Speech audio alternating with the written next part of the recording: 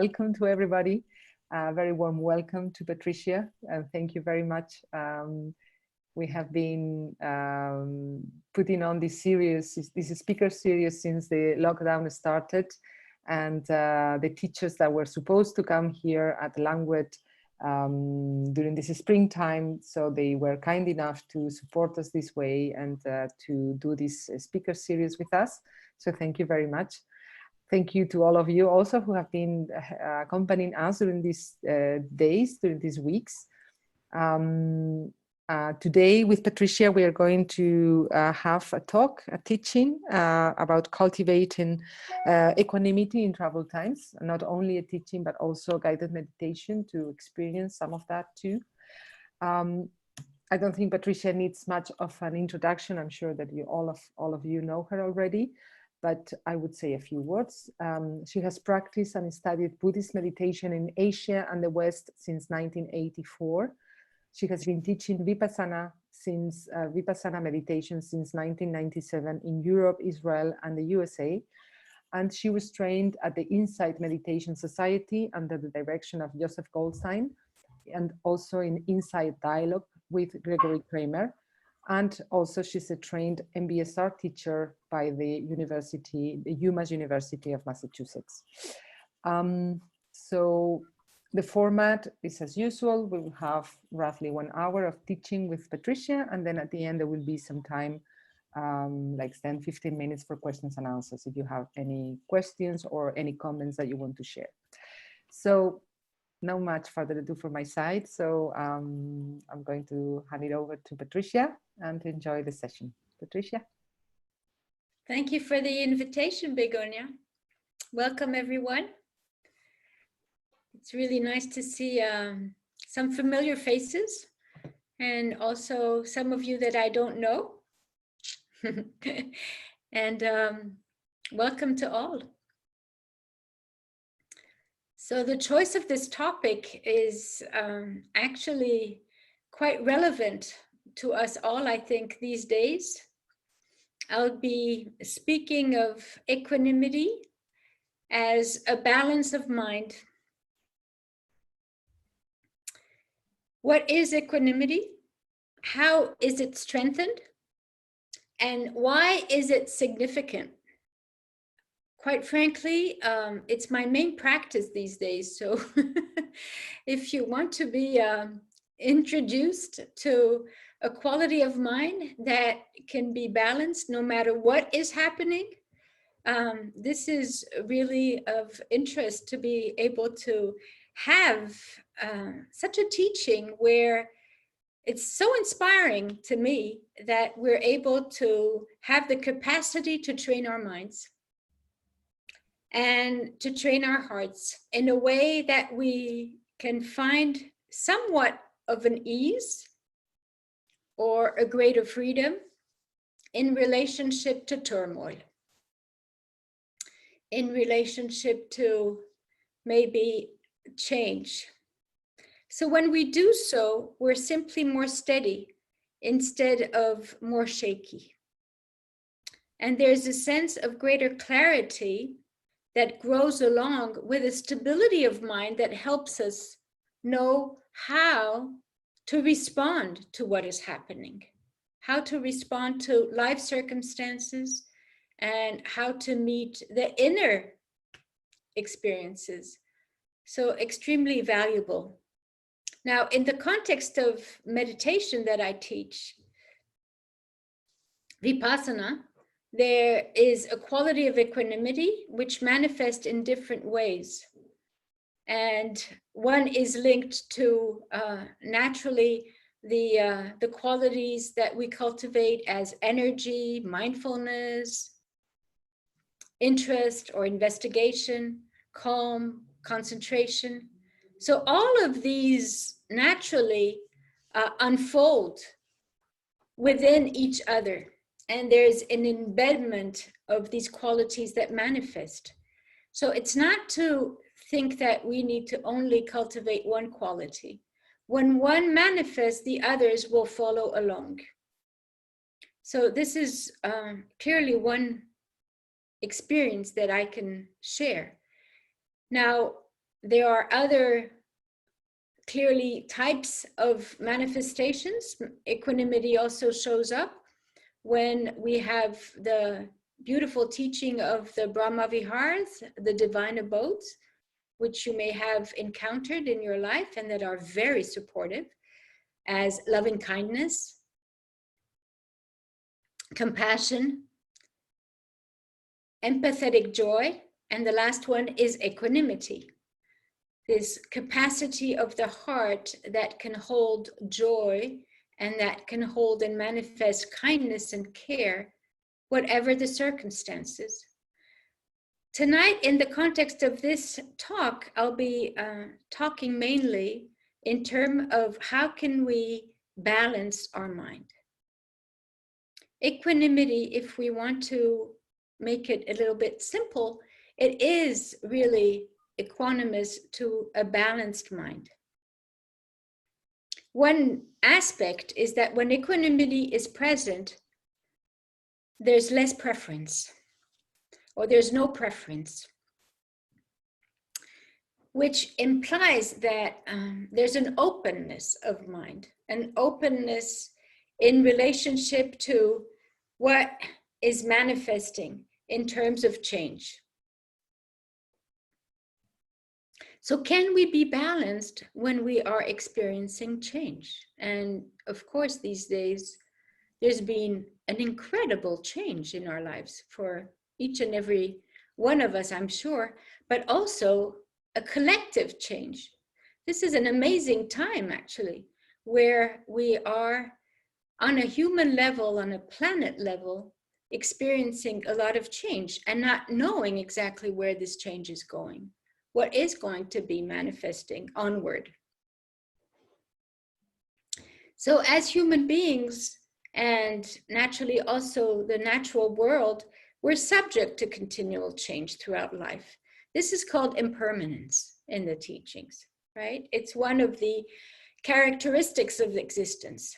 Is your life have been impermanent lately? Yes, it has. It has as a characteristic of existence.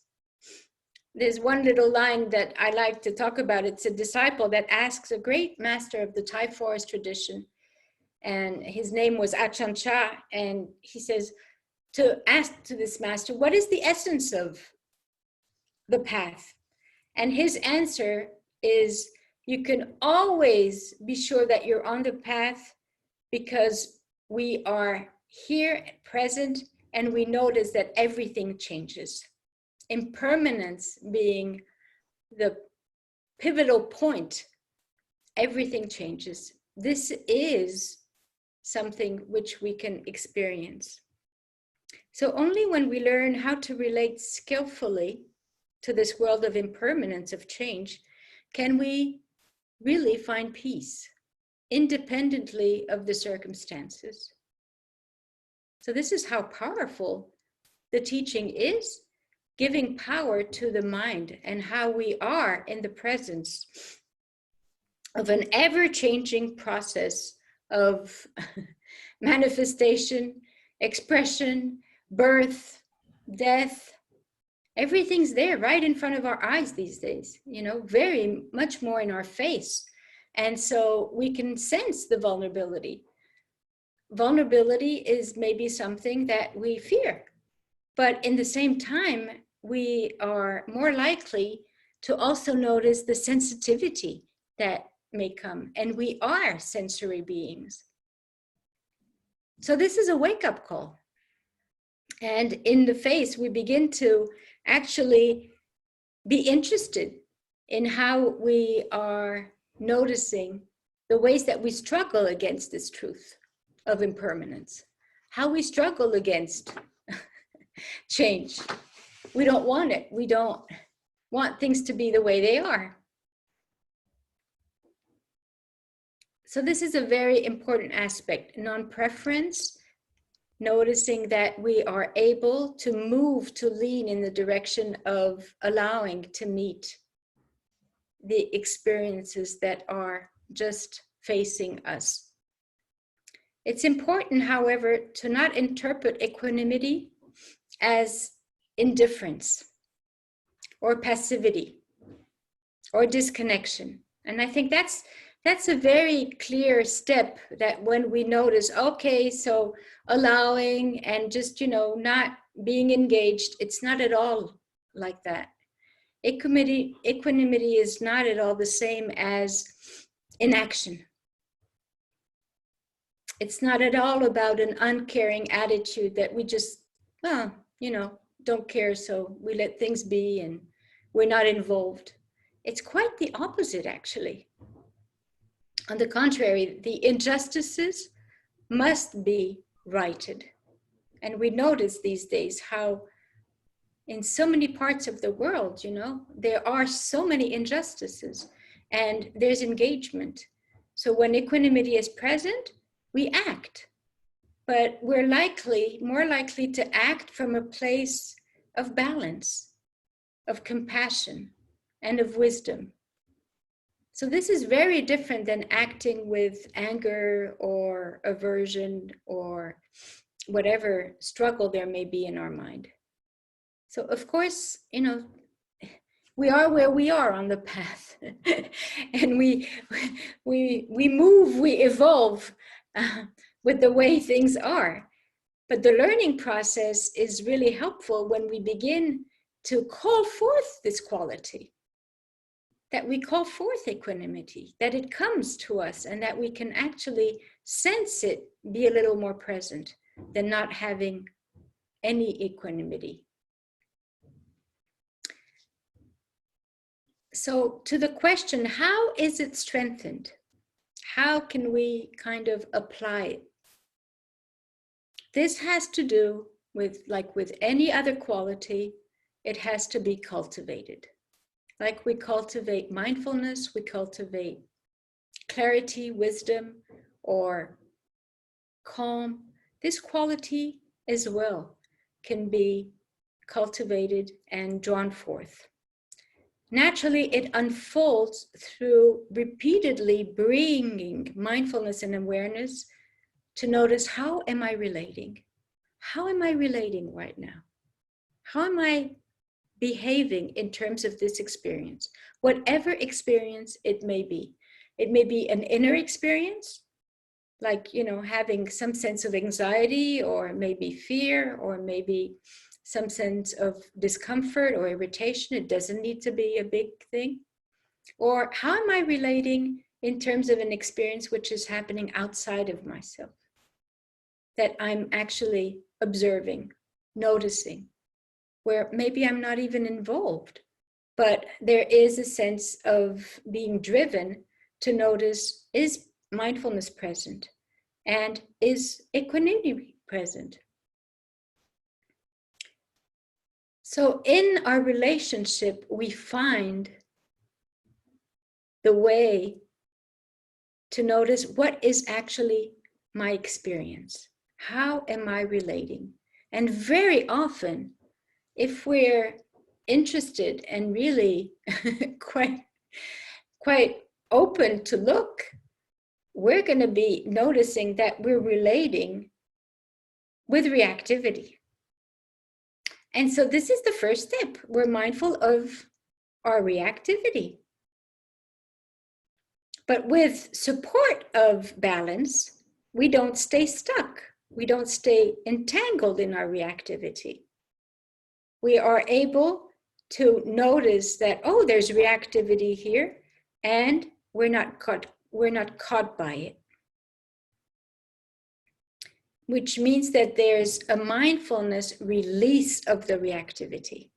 So in that prospect, and in the sense of purpose to lean towards balance, we can really relate in a way that we support the mind, the heart, the body, in a way that we loosen the contraction.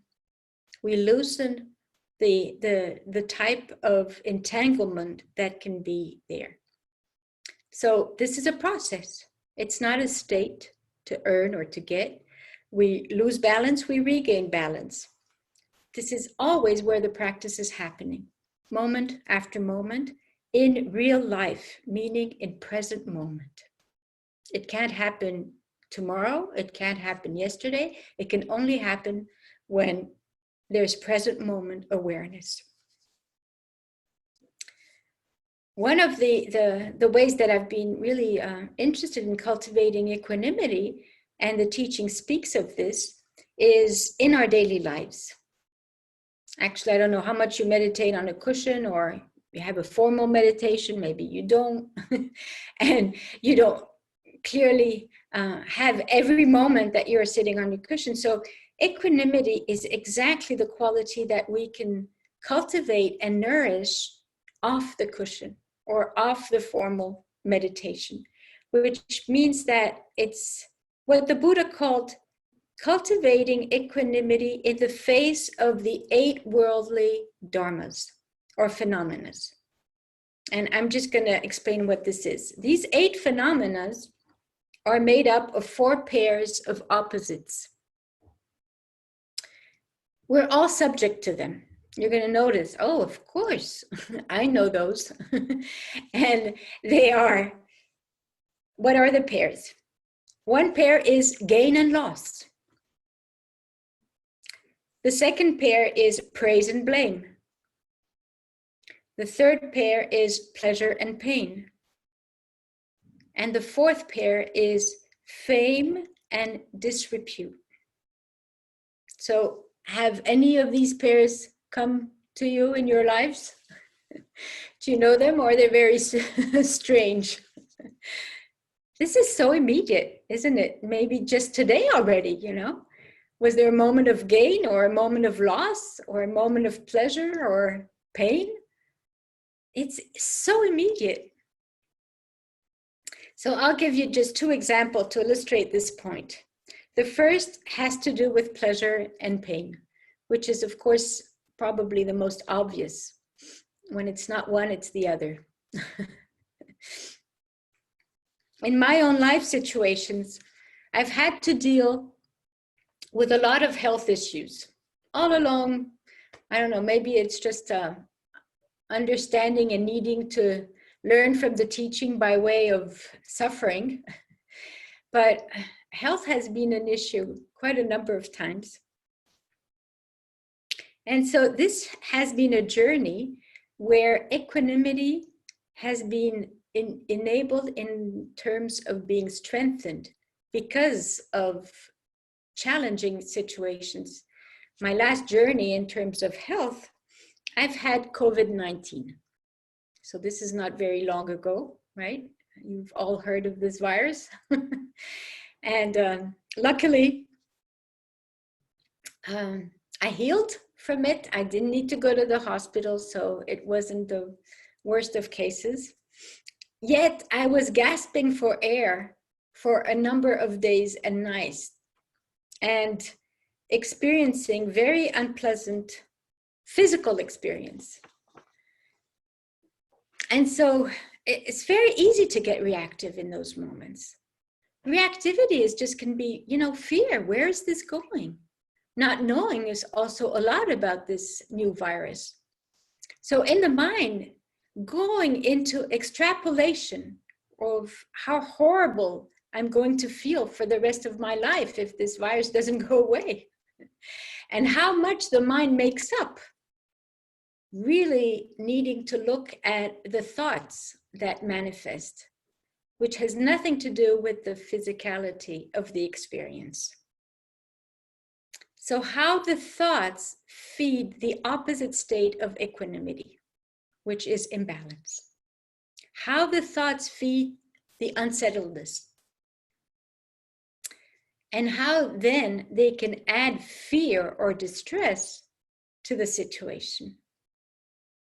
So in the reality of the moment, staying quite connected, one help and one support, which I've been really using, I can say, which has been so helpful over my years of practice and living situations, is to just ask myself, is this moment okay? Right, this moment. Not the next moment, not even tomorrow, to not go there, to not extrapolate. Is this moment bearable? And it was amazing how I noticed the ease in the mind and how the body, of course, related in the terms of relaxation. So I have surprised myself at how often the answer to this question is yes. This moment is bearable. Rather than getting totally uptight, So staying attuned. When there is reactivity, very often we jump out of ourselves. We really want to run away, which is exactly the way that we get entangled. So we stay focused. And this quality of focused in terms of mindfulness helps the support of stability, of steadiness. And therefore we can call forth other qualities such as calm, such as ease, such as a support of mindfulness. So it's a continually evolving process that we're meeting. It's not done for once.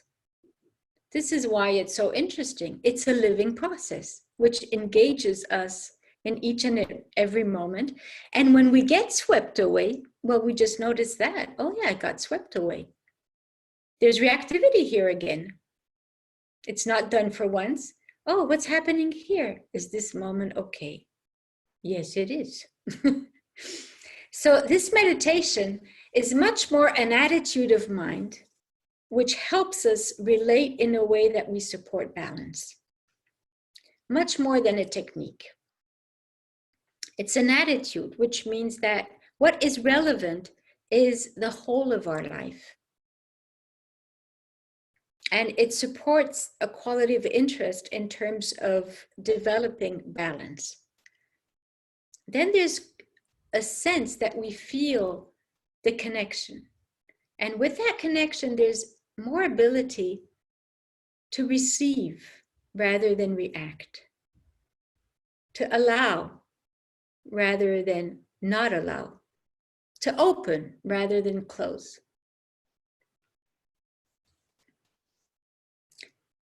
And the vision here is this teaching asks us to understand the suffering inherent in pursuing pleasure and avoiding pain. This is what is actually happening underneath all of this, is how much we are again and again caught in wanting an experience and not wanting another. So we free ourselves from the mode of clinging and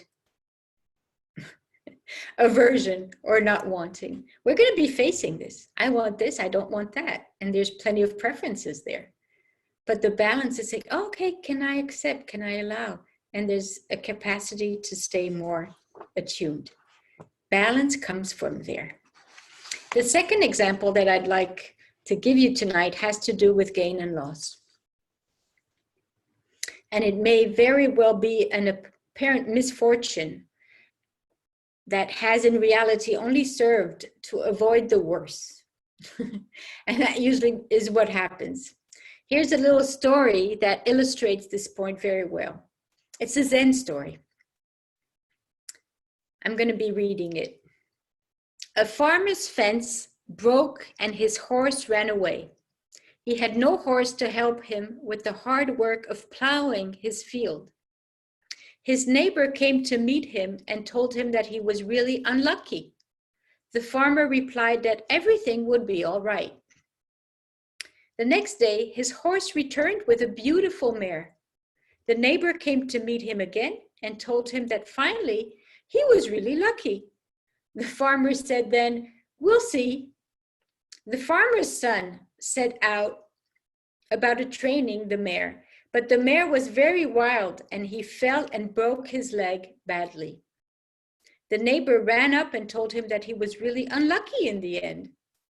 The farmer replied that everything would be all right. The war broke out and the officials went from village to village to forcibly recruit all the young people.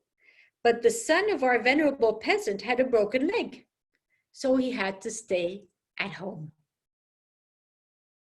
The peasant does not ask himself unnecessary questions. He's taking moment after moment.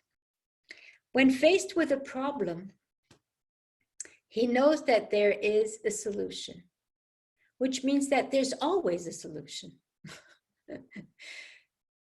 When we are actually open enough to meet life as it is. What we need to do here is that we need to do what is necessary to just accommodate with the situation rather than refuse. There is such a deep understanding with the inevitability of facing a problem and also understanding there is a solution, whatever the outcome may be. This is an example of wonderful equanimity. This story really shows, and it's lovely the way that the whole meeting, the farmer, his son, gain and loss, gain and loss. And this is the sense that we are actually living. How much gain, how much loss? So why is equanimity significant?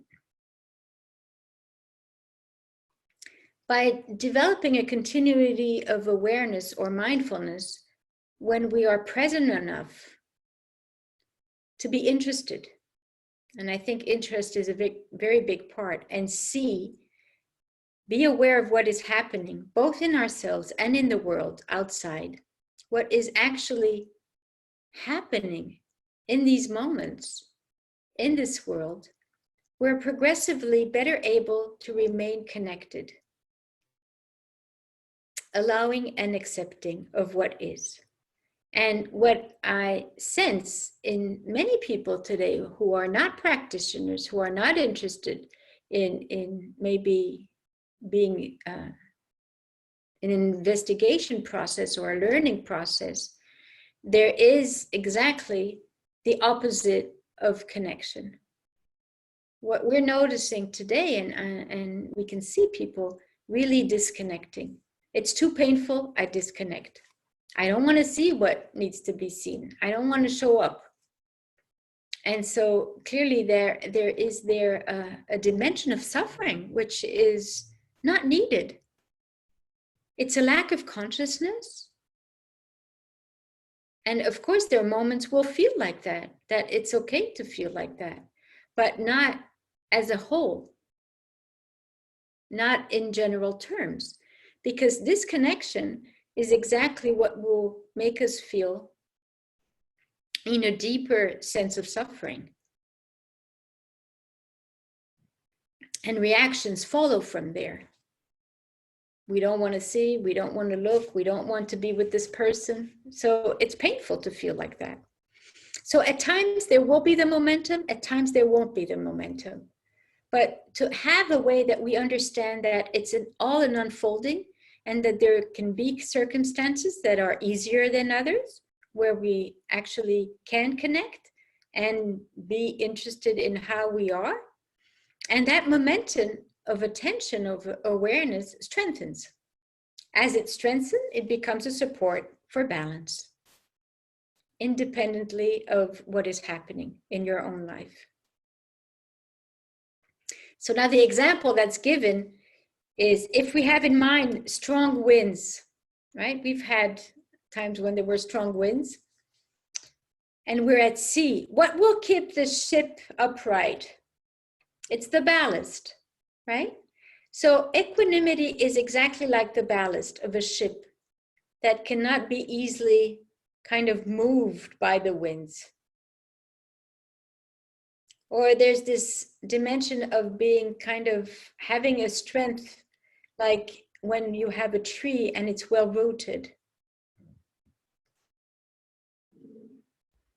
The winds are there, but there's a firmness.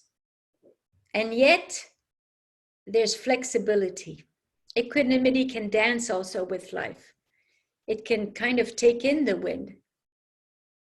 So there's flexibility and strength and firmness. Now, all along, wisdom is growing. We learn by way of understanding, how am I reacting? How can I release that reactivity? How can I release the suffering that comes from my own way of getting uptight? So mindfulness release is a way that can be named, that the mindfulness here releases the contraction, releases the reactivity. And therefore, we don't feed the aversion or the reactivity. In the teaching, it's very clear. The Buddha says, we feed what is present. If we feed wholesome qualities, this is what is going to be happening, and this is what we're going to be living with. If we feed reactivity, aversion, attachment, discontentment, rage, whatever, this is what is going to be the ways that we're going to be living with. So we can lean, the power of the mind to lean towards wholesome mind states is so powerful. And in this way, we're practicing for liberation. Becoming peaceful is a byproduct. Being calm is a byproduct. The whole point is liberation. How can I free my mind from this turmoil? How can I free my mind from the pain? And there's a possibility. There's always a possibility. Even when we feel the contraction in the body, we can open the field, open the energy field. When there's resistance, how quickly it can arise and how we can be drawn to open up and help ourselves. So how can I help myself? How can I help others? So I'm going to be closing the talk with a line from the Dalai Lama. Really understanding that equanimity is not about a state where once we've gotten rid of everything, finally, equanimity is here. It's not like that. And I think that the Dalai Lama really is very clear in terms of explaining that aspect. The Dalai Lama says, peace doesn't mean an absence of conflict or of difficulty. Peace means solving the difficulties through peaceful means. Do you get that? It's different, right? It's a very different attitude. It's not once, everything's gone and finally. This is a conditioned peace. Here we are allowing ourselves to meet the whole of the spectrum of life experiences. And finally, there's a verse in an enlightenment poem of one of the early Buddhist nuns, which says, if your mind becomes firm like a rock and no longer shakes in a world where everything is shaking, your mind will be your greatest friend. So to make our minds our friends by way of awareness, presence, calm, interest, and tonight equanimity is a very precious gift. I'd like now to offer a guided meditation because I think it will be much more valuable to actually come into the experience if you agree to that offering. So, a guided equanimity meditation. So please sit in a meditative posture or just very comfortably, finding a posture that is both comfortable, relaxed, and you feel a sense of alertness. Just being upright helps being present. And beginning by your reflection.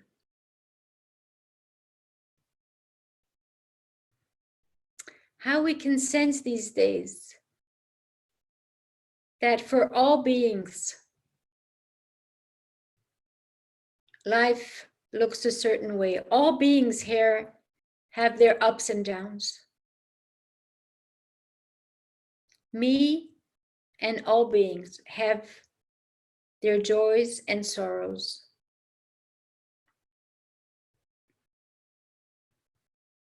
All beings can experience praise and blame, pleasure and pain, gain and loss, and fame and disrepute. So just having a moment of silence to really sense, not so much in our head, but coming down into our senses, in our bodies, hearts. Really, this is the way life is.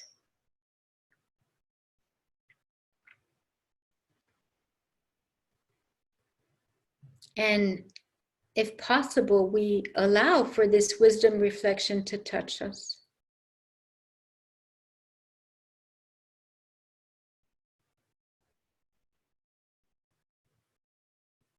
These are the worldly winds.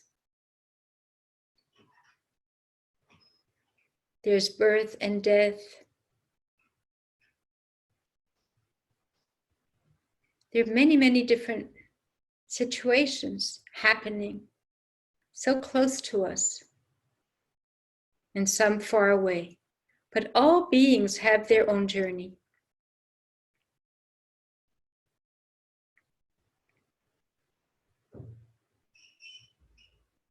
And as we reflect on this, we can sense maybe the struggle or the difficulty to face that reality. Or maybe there's ease. And there's a possibility to open to this reality, to this fact of life.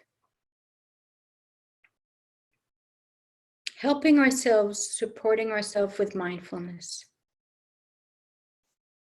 Just bringing now a certain amount of presence or attention to your body. Feeling the earth below you, the cushion or the seat.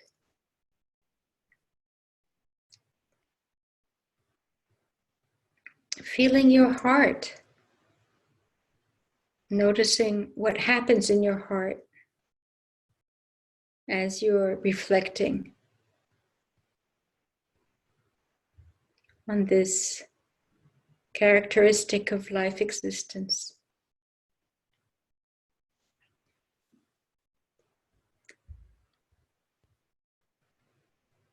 Noticing also the attitude in the mind.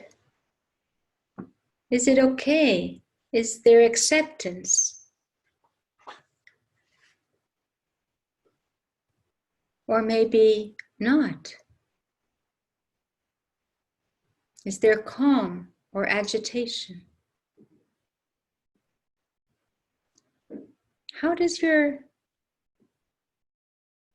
mind receive my words?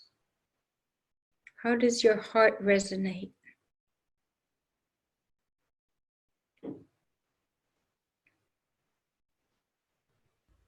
And now beginning by reflecting on a situation where there are waves, where there is discomfort.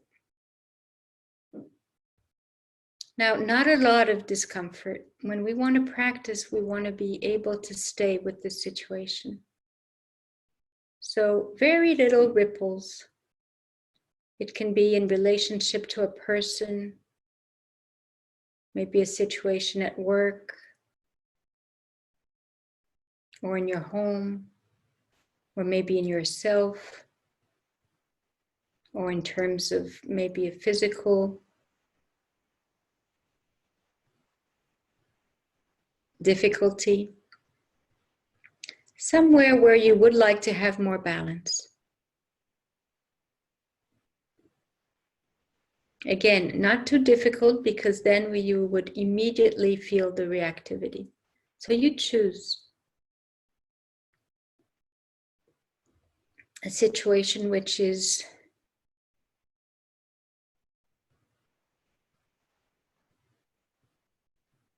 one that you can hold in your heart, mind, and body.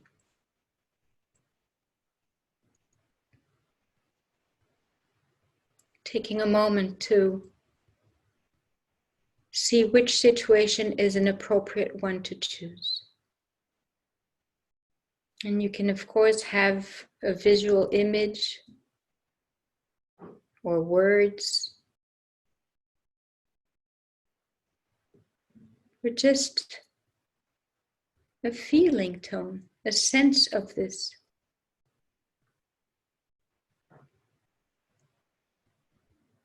And you feel yourself in it. As you settle in, relating with your own mind and heart, we're acknowledging this is how it is right now.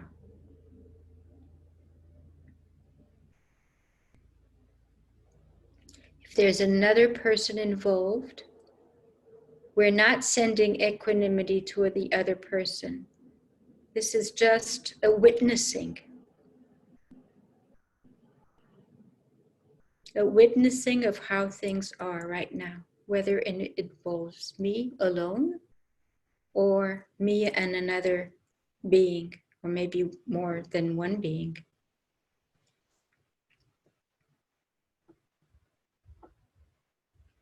So once again, we're not wishing for someone else to be more equanimous. It's about ourselves, about having the capacity to hold,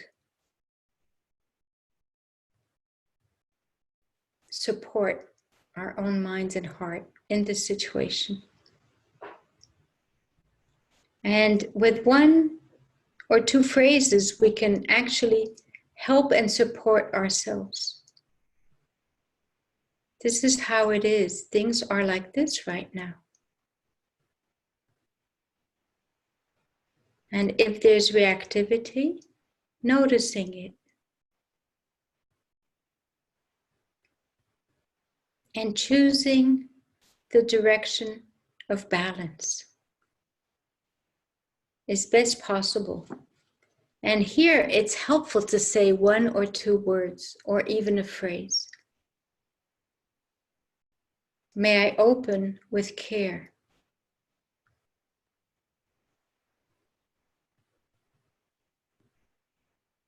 May I accept how it is?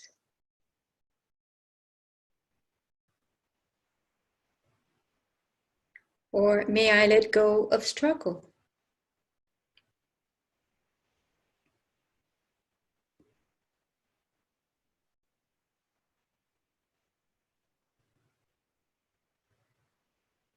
And just noticing with mindfulness, how is your heart, body, mind responding?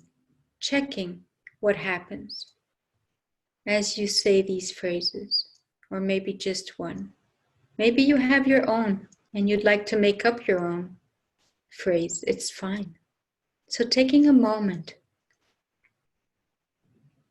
to just support ourselves and notice how we can lean towards balance, towards equanimity.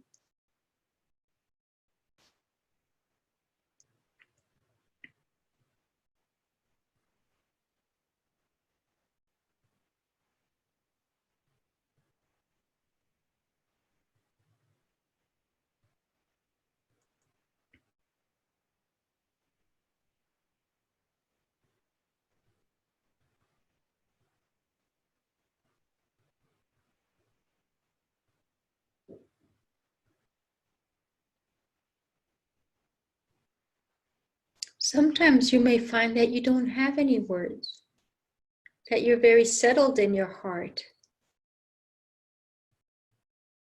And just being with what is, really allowing yourself to be with this.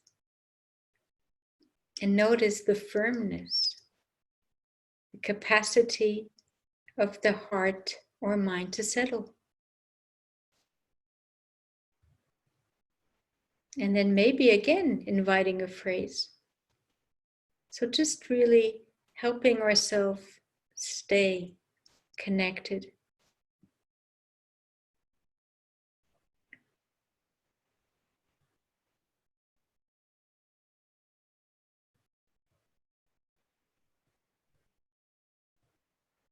Sometimes maybe there is a struggle, and it can be very valuable to bring in care, a caring attitude.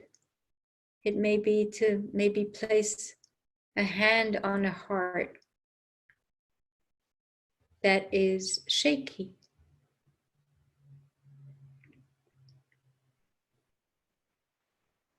This is also part of the equanimity practice in terms of opening and bringing some kindness.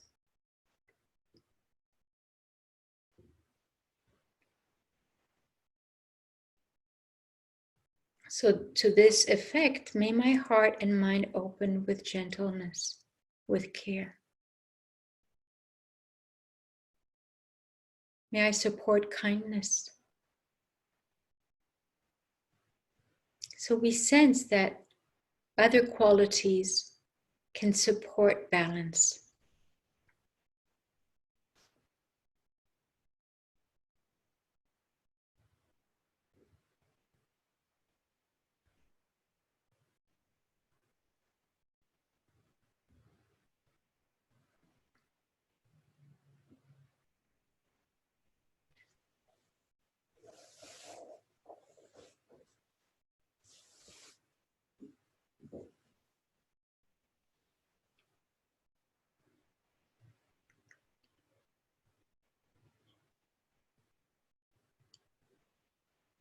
Now we can stay with this situation, and we can also very likely be nourishing our connection and our sense of presence with different types of situations. Spending a little time with our own, and then maybe there's someone that you may think of right now that is in pain, for example.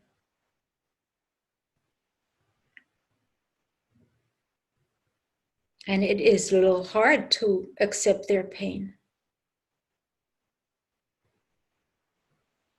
So now again, it's not about sending the equanimity to the other person. It's about witnessing this situation. And you may visualize, have an image or a sense of this person physically, just be in their presence. And again, not someone who is in extreme pain, because it would be difficult to stay in that situation. So clearly there's a progression. Practice evolves. So we are here in their presence, and we can feel that it's hard to accept that they're in pain. May I be equanimous about this situation? Here again, may my mind open with care to the way things are for this person.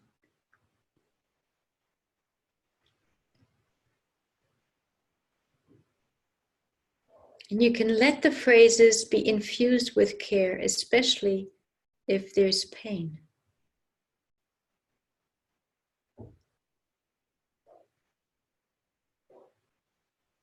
May I open and lean towards balance, towards equanimity. May I find some way to support balance.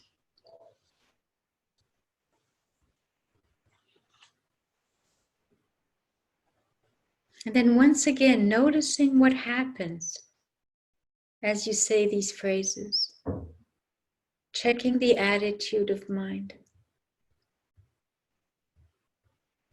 Being conscious that when we are helping and supporting ourselves like this, we can maybe let go of the struggle that is unnecessary. Allow to meet the pain without the reactivity.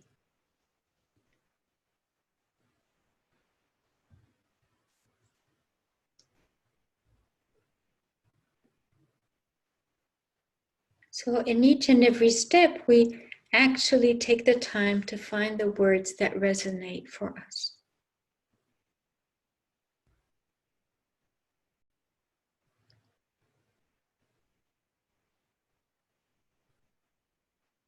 Sometimes I know that, for example, a phrase that I'm using, which is helpful, is no matter how much I would like things to be otherwise,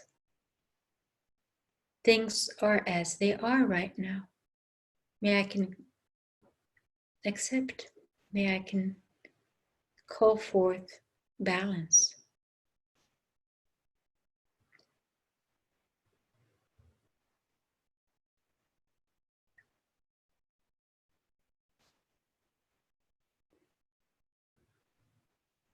And so now just allowing yourself to let the situation be released, let go of, and finding a place in your own heart, mind, to just stay connected and find ease. Again, taking care of your own sense of well-being, nourishment. May I hold the conditions of my mind and body with presence and care.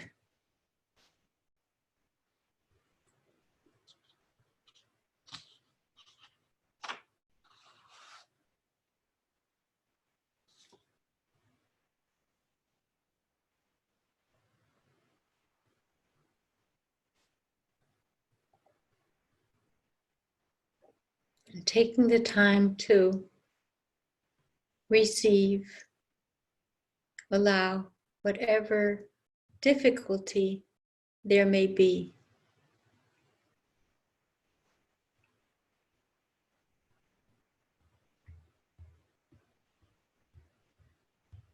Helping, supporting the quality of loving care. I'd like to end the meditation and the evening in terms of this offering or teaching with some loving kindness meditation. It's so helpful if we are inclined to bring in some equanimity practice in our lives. We usually also end with some loving kindness.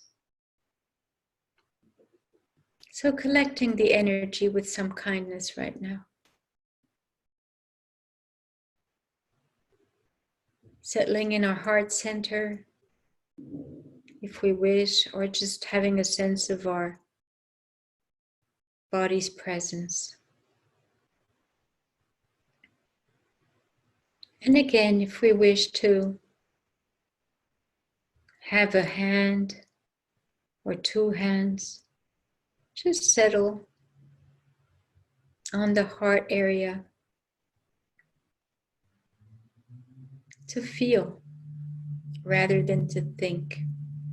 Feel what is here, surrounding ourselves with care.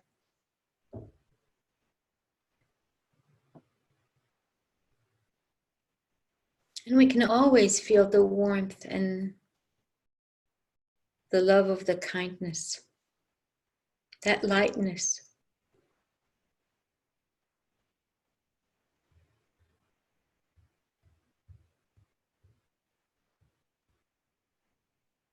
And here again, we can use a phrase, support ourselves. May I be well.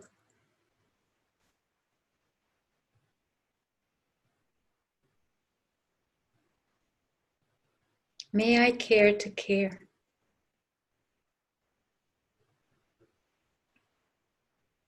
May I be at ease with the way things are. This is a blend of caring, kindness, and equanimity.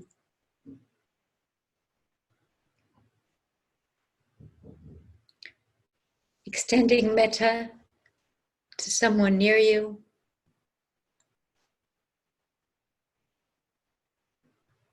Then extending the warmth, just the sense of wishing well, very easily, simply, to one person. And then just opening the field, extend it even further to more people.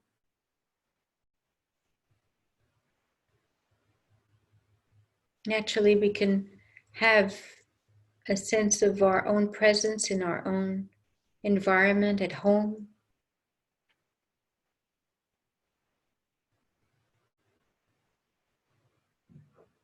We can also have a sense of being connected to one another right here. A group of people meditating together.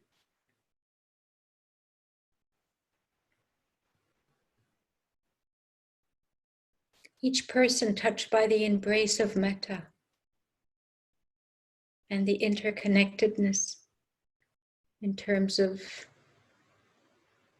relationship.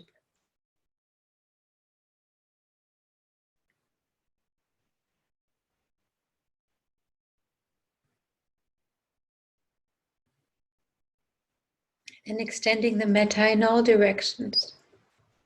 Just opening as we wish to a greater field.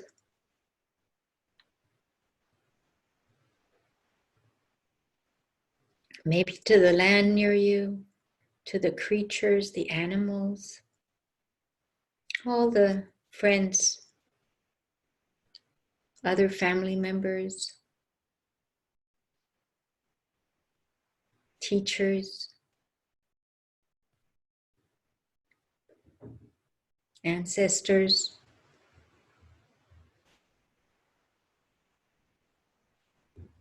to all beings near and far, seen and unseen, wishing well in all directions.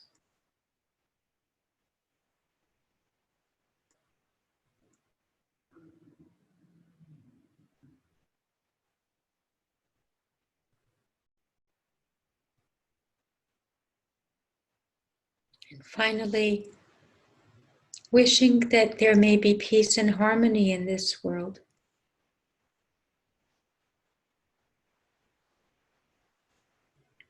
May there be equanimity amongst beings on this planet. This is a wish. And we can always support this wish independently of the circumstances.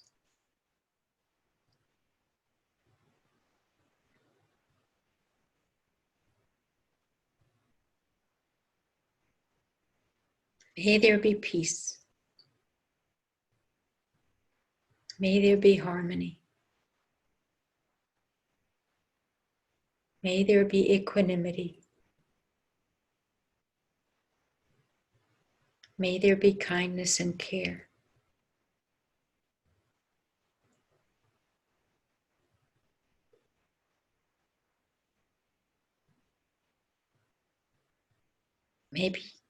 May there be a sense of safety.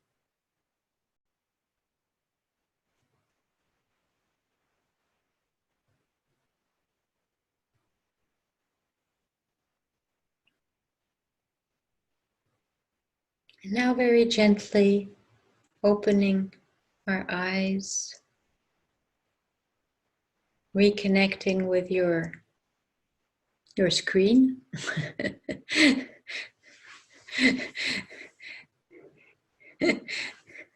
The material world. And connecting with one another, eyes open. Thank you very much for your presence and your practice.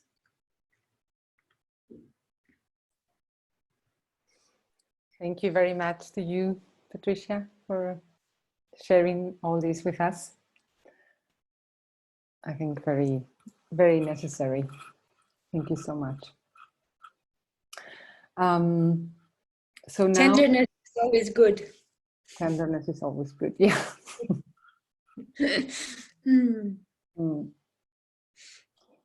Yeah. We have a little time for questions. Is that it? Yeah, I think so. I think we have some time for questions. Mm-hmm. Before doing that, I would like to remind you all, I think we know the how we are going about this, but Patricia and most of the teachers are working on a dana basis, not a donation basis, and any donations that you can make, I'm sure, is very welcome. You can find the link for Patricia in our webpage, in her where her photo is. You will find the link to donate to her, and of course for the center who's organizing this for Language Read and going through difficult times, also very welcome. Thank you very much to all of you. Yeah, so I think now if you have the generosity. Yeah. For anybody who has questions, I think we know by now how to raise the hand electronically so that I can unmute you. So you can go to the participants tab and click on the blue hand that is there, and then I will be able to see it and I will be able to unmute you.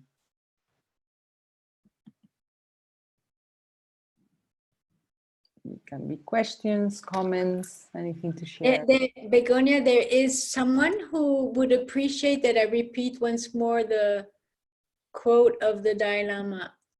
It was on a chat, you know? Mm-hmm. So I'm going to repeat those quotes. Peace doesn't mean an absence of conflict, of difficulty. Peace means solving the difficulties through peaceful means. So there was just one quote of the Dalai Lama. Mm-hmm.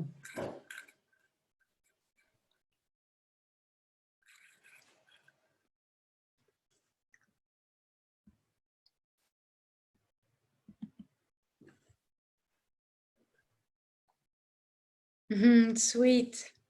There's a chat here. So healing your meditation.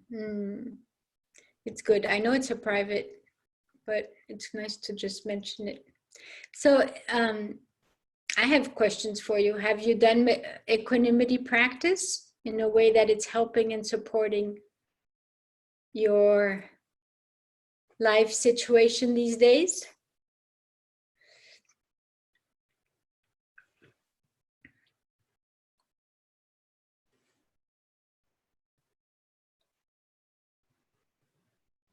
Yes, no?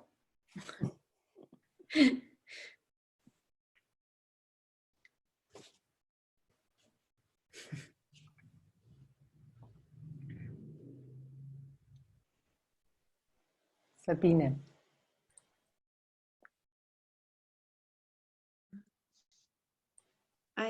Okay. Am I alive? Because I yes. cannot. Yes. I cannot myself, but it doesn't matter. I know metta meditation and I try to practice. Yes. And so it's very similar. So maybe could you quickly elaborate the difference, or is it like a combination of karuna and metta meditation? Equanimity meditation. Mm-hmm. Sure. Yeah, it's a very good question. You know, they're linked, these four qualities, and very clearly when you practice, very often it's the metta meditation that is the foundation, because it's the capacity of the heart mind to be caring, and it really supports that dimension of kindness. And yet there is a way that it's embedded equanimity in the quality of metta. It's always there. There's always an interconnection, kind of really a boundless way that we can sense in our own heart and mind, that the more there's care, the more there's radical acceptance, and then equanimity can come forth, right? When we practice mindfulness meditation, or in the sense of Vipassana, and really allowing to see more clearly and understand how equanimity is coming forward, how we can stay balanced, that's also a way that we can actually explore and have a process that is a living process. Now, in terms of equanimity, it can be said that it is a fruit. We kind of practice mindfulness and we can say, oh, the fruit is equanimity, there is more balance. But we can also understand that it is a means. And as a means, we can actually practice equanimity, like, we just tried a little bit earlier on, in the same way that we practice metta, as a practice that we actually cultivating equanimity. And the way that it's done is exactly the way that I just presented it. Of course, maybe there are other ways, but it's the way that I know. And very clearly, there's a dimension here which is different from metta, because we're not extending anything to the other person. We're really here very stable in ourselves, and just kind of with mindfulness, in the same way that we are with the mindfulness practice, noticing, oh, what is happening in the heart? What is present in the mind? What are the sensations like? But we are actually nourishing this quality when there is difficulty, right? So we witness, oh, there's reactivity here. And we can really benefit from understanding that my heart, my mind can lean towards balance, right? So these words that I used, may I open and support myself with equanimity.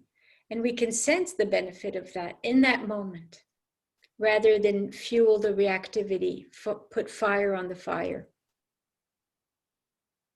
To me, the meditation... So in that way, they're similar. And after some time, you notice that I joined the two. Yeah. So they're very close. But the main difference is that we're actually really being a witness of the circumstances and imagining different situations where we can reflect and have a reflection to also nourish the practice, and just have maybe some sense of image of the situation if it involves another person or ourselves. And then very, very clearly, it seems so simple, but it's so deep in terms of being enabled to work and to kind of meet what is there to meet. Did you have an added question, Sabina? No, just like, to me, your meditation felt in the beginning, especially when it was about like touching the heart, like Vipassana for the heart, like, where is my heart now? Yeah. How is my heart dealing with the situation? Yeah. Kind of like this looking inside. Yeah. And then felt like in the end you would still open up with metta, like sending metta to everyone, and it was Yeah, I did like end the up with heart opening first, like having a look at the heart, and then opening it to the world. It was very beautiful. But there is this dimension of balance. Okay. Mm-hmm. So if it didn't come across, really the point is that usually we are very much, and we don't notice it, but we're very much imbalanced, even a little, Reactive. Some sense of contraction, there's some sense of stress. there's a situation where, oof, we just don't clearly are at ease. And so the dimension of equanimity is helping that balance. Mm-hmm. Yeah. But do you also work with sentences like in metta, 4 sentences? Yeah, I said the sentences exactly. Yeah. May my mind lean towards equanimity. Things are as they are right now. These are all phrases that have to do with equanimity. May I allow myself to be okay with how it is. And of course, you can make up your own. So there's Christina wanted the other line. So the enlightenment poem from the nun, Terigata, is, if your mind becomes firm like a rock and no longer shakes in a world where everything is shaking, your mind will be your greatest friend. Okay, and we have Irene.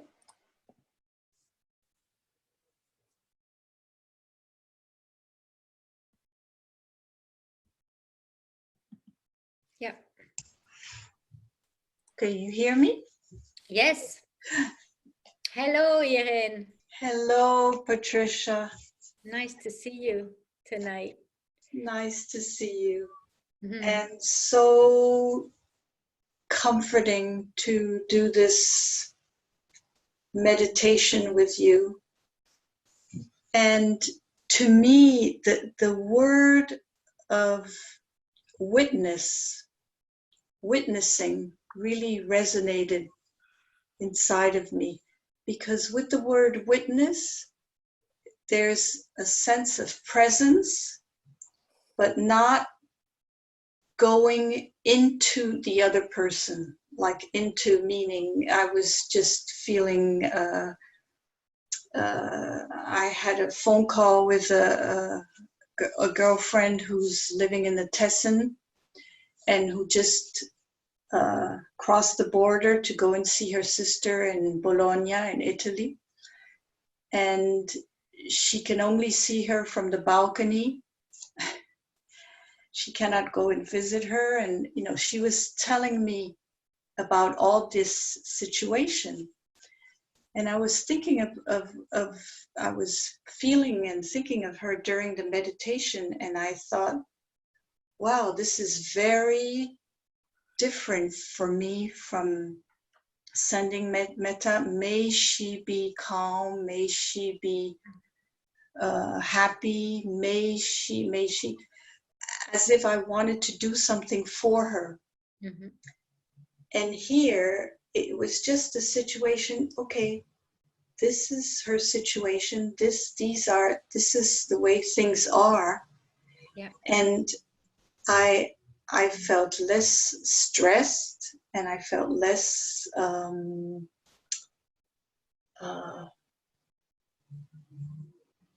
lost, because sometimes I'm in the presence of somebody suffering and I don't know what to do.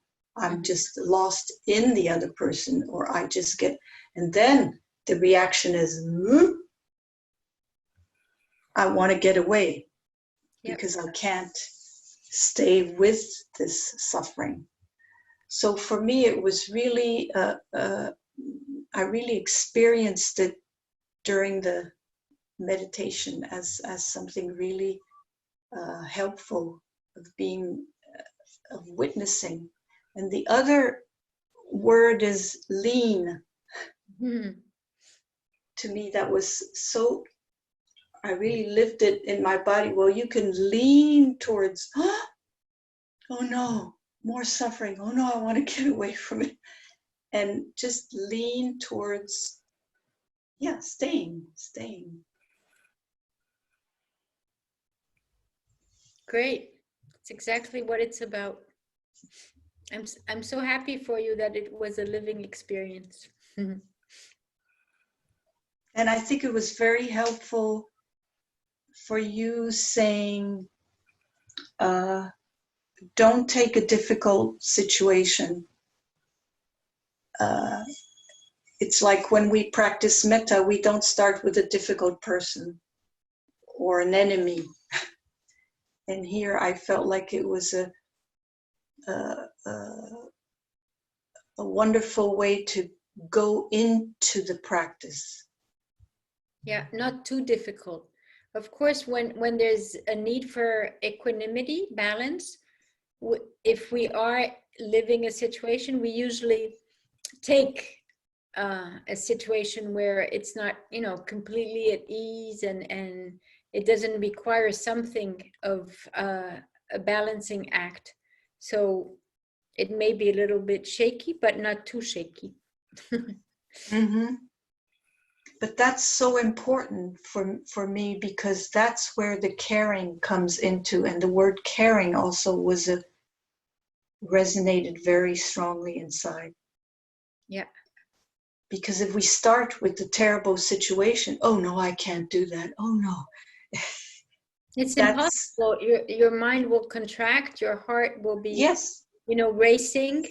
So this is exactly what we always do, this tendency to have a model, and it has to be really brought down to where we are, our capacity, and to really respect what we're feeling, and honor that there are limitations, and that we are conscious living beings that are evolving. mm-hmm. But we begin where we are, and it's so much more real than kind of having an abstract ideal of equanimity, and it's never reachable. Mm-hmm. This is attainable. Where I am with the situation I choose, it is attainable. And therefore it gives a lot of trust. Confidence can grow. Mm-hmm. And this is where, to me, it was more reachable. I don't know if it's the name, but Yeah. the word, but more, metta is a little further away when I say, may she be happy. May Sure. she be free of pain. May she be protected, feeling like, oh, she'll never be protected. She'll never be happy. She'll never. It just felt more concrete. Thank you very much, Welcome. Patricia. Very welcome.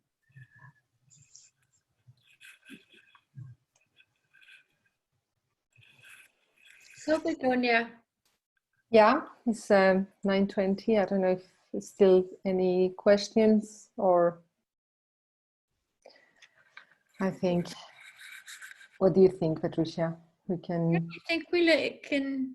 We can close here. It's wonderful if we end here. If there's a question, we take it along. It's just, natural flow, and we just things are as they are right now. Conditions. Good. So so then just say thank you again, Patricia. Thank you to everyone. It's been wonderful to have you. Thank you to everyone for being here.